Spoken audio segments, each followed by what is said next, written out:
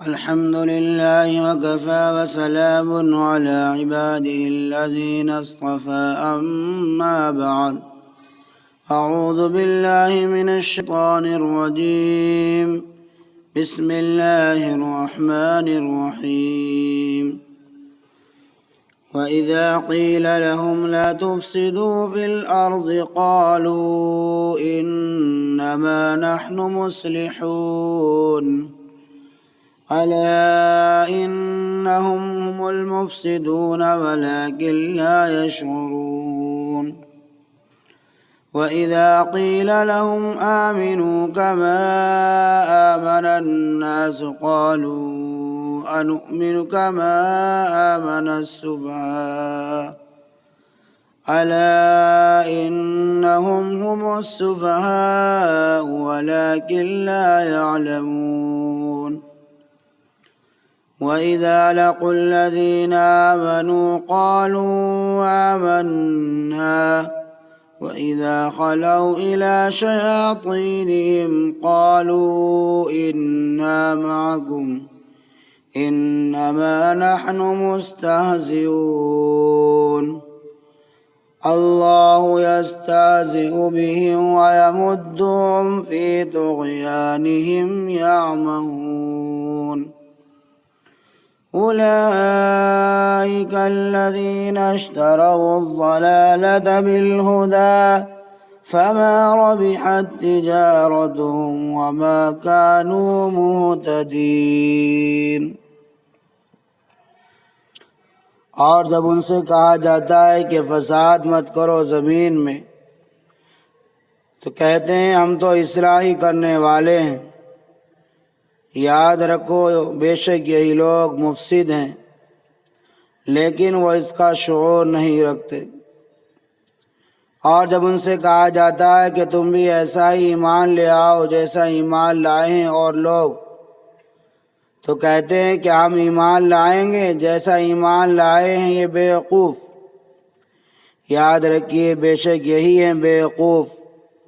لیکن اس کا علم نہیں رکھتے۔ اور جب ملتے ہیں وہ منافقین ان لوگوں سے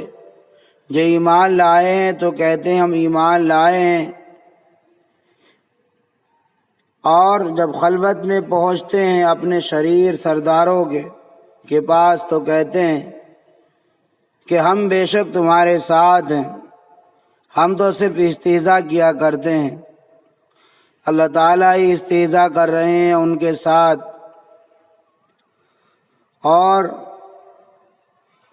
ڈھیل دیتے جاتے ہیں ان کو کہ وہ اپنی سرکشی میں حیران و سرگردہ ہو رہے ہیں۔ یہ وہ لوگ ہیں کہ انہوں نے گمراہی لے لی بجائے ہدایت کے، سو سود مند نہ ہوئی ان کی یہ تجارت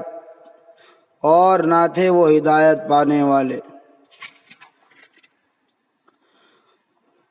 قرآن کریم کی ان آیات میں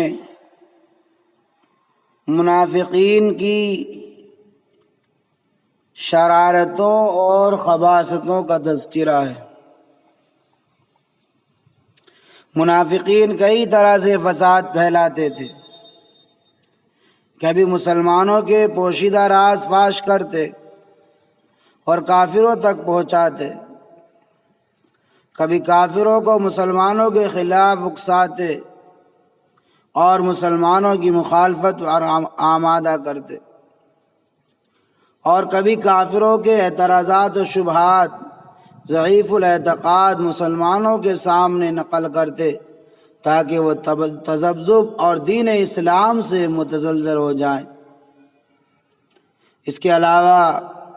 نفاق خواہ دین کا ہو یا دنیا کا خود ایک مستقل فساد ہے، دو رویے ہونے سے بڑھ کر کوئی فساد نہیں۔ جب ان منافقین سے کہا جاتا کہ تم یہ منافقانہ حرکات جن سے فساد پھیلتا ہے مت کرو، تو جواب میں وہ کہتے واہ ہم تو اصلاح کرنے والے ہیں، ہم نے جو مسلمانوں اور کافروں دونوں فریقوں سے میل جول رکھا ہے، اس سے ہمارا مقصد دونوں فریقوں میں صلح اور آشتی کی فضا پیدا کرنا ہے۔ ہم یہ چاہتے ہیں کہ نئے دین کی وجہ سے یہ جو آپس میں جھگڑا اور اختلاف پیدا ہو گیا یہ ختم ہو جائے اور ملک و ملت میں امن و امان ہو کر سلسلہ معاش و تجارت حسب سابق ہو جائے۔ حق تعالی شانہ منافقین کے اس قول انما نحن مصلحون پر کہ ہم تو اصلاح ہی کرنے والے ہیں رد فرماتے ہیں، اور ارشاد فرمایا الا انہم هم المفسدون ولکن لا یشعرون، یعنی یہ لوگ مصلح ہونے کا دعویٰ کر رہے ہیں، حالانکہ فتنہ و فساد کا سرچشمہ یہی لوگ ہیں کہ کفر و ایمان شرک و توحید کو ایک کرنا چاہتے ہیں، اور جس کفر و شرک کو مٹانے کے لیے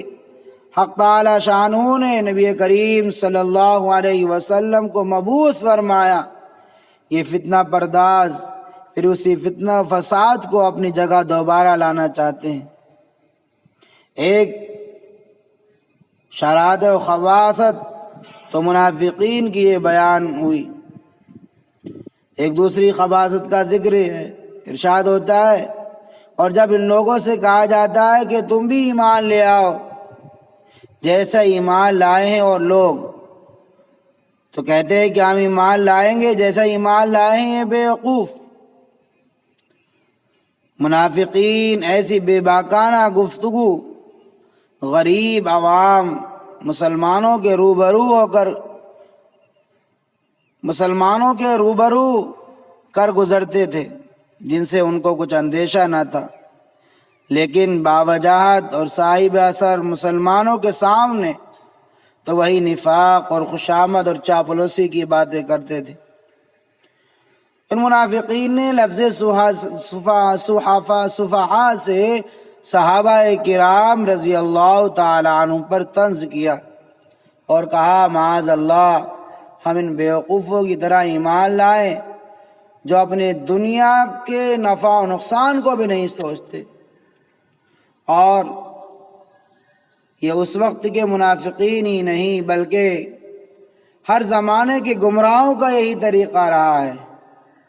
کہ جو ان کو صحیح دین کی راہ بتائے اس کو بیوقوف اور کم عقل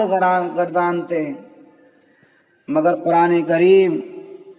کا ارشاد جیسے کہ منافقین مدینہ کے متعلق صحیح اور اٹل تھا، اسی طرح اب بھی آج بھی اٹل ہے، اور وہ یہ ہے الا انہم هم المفسدون ولکن لا یشعرون، یاد رکھو بے شک یہی ہیں بیوقوف لیکن اس کا علم نہیں رکھتے۔ محترم سامعین، یہاں بھی حق تعالی شانہ نے منافقین کا پرزور اور تاکید کے ساتھ رد فرمایا کہ اصل میں بیوقوف و کم عقل تو وہ خود ہے جو دین الہی